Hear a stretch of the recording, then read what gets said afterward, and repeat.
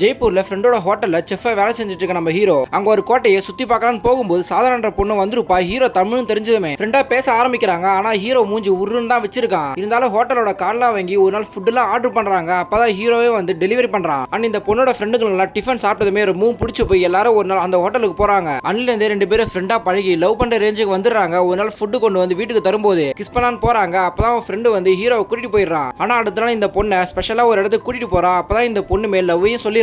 But இவனுக்கு லவ்ல set ஆகுதுன்னு சொல்லி கோவப்படுறா. அப்பதான் இந்த பொண்ணு அன்னைக்கு நீ கிஸ் பண்ண வந்து அதுக்கு பேர் லவ் இல்லையான்னு சொல்லிட்டு கேட்கும்போது லவ் பண்ணும்போது ரொம்ப நல்லா தான் இருக்கும். ஆனா பிரியும் போது அந்த கஷ்டம் தெரியும். திரும்பியும் நான் அந்த கஷ்டத்தை அனுபவிக்க விரும்பலன்னு சொல்லிட்டு அவனோட கதையை சொல்ல ஆரம்பிக்கிறான். ஆக்சுவலா அவன் காலேஜ் படிக்கிற ஃபர்ஸ்ட் இயர்ல சாகித்யான்னு ஒரு பொண்ணை லவ் பண்ண ஆரம்பிச்சிருவான். 3 வருஷமா ரெண்டு பேருமே சின்சியரா லவ் பண்ணி இப்போ 3வது வருஷத்துல கேம்பஸ் இன்டர்வியூ வந்து டெல்லியில வேலை கிடைக்குது. ஆனா இந்த பொண்ணு ஊட்டியை சேர்ந்தவளா இருக்கிறதால கோயம்புத்தூர்ல ஒன்னா வேலை செய்யலாம்னு சொல்லி அந்த வேலையை வேணாம்னு சொல்லிடுறா. பட் வெளியே வரும்போது சாகித்யா ஏன் இந்த வேலையை செஞ்சா நானே இப்ப யூஎஸ்ல ஹையர் ஸ்டடீஸ்க்காக நான் அப்ளை பண்ணிட்டு வந்திருக்கேன்னு சொல்லிட்டு சொல்றா. அதை கேட்டதுமே ரொம்ப கஷ்டப்படுறா. ஆனா இந்த விஷயத்தை அவங்க அம்மா கிட்ட சொல்லும்போது கூட படிக்க தானே போறா, இதெல்லாம் ஒரு மேட்டரே கிடையாது, திரும்ப வந்துடுவான்னு சொல்லிட்டு சமாதானப்படுத்தி அனுப்பி வைக்கிறாங்க. ஆனா அடுத்த நாள் இந்த பொண்ணு வெளியே போகும்போது இவனை அவாய்ட் பண்ற மாதிரி பேசிட்டு இருக்கா. பட் இவனுக்கு தெரியாம போகுது ஊட்டில அப்பாவோட ஃபேக்டரியை 10 நாள் பாத்துக்கணும்னு சொல்லி அங்க இருந்து கிளம்புறேன்னு சொல்றா. ஆனா அந்த 10 நாளுமே போன் கூட எடுக்காம விட்டுறா. சோ இவனுமே அந்த பொண்ணு பார்க்க முடியாம ஃப்ரெண்டை கூட்டிட்டு ஊட்டிக்கே கிளம்பி போறான். ஆனா போற வழியில ரெண்டு பேருமே பைக்ல இருந்து கீழே விழுந்து நான் அவளை பார்க்க போறேன் நீ கிளம்பி வான்னு சொல்லிட்டு போய் மீட் பண்றா. அப்பதான் அந்த பொண்ணு இந்த 3 வருஷத்தை திரும்பி பார்த்தா என் லைஃப் ஃபுல்லாவே நீ தான் இருக்க, என்னோட வாழ்க்கையை என்னாலே வாழ முடியல, இனிமேல் எனக்கு தேவையில்லைன்னு சொல்லி பிரேக்கப் பண்ணிடுறா.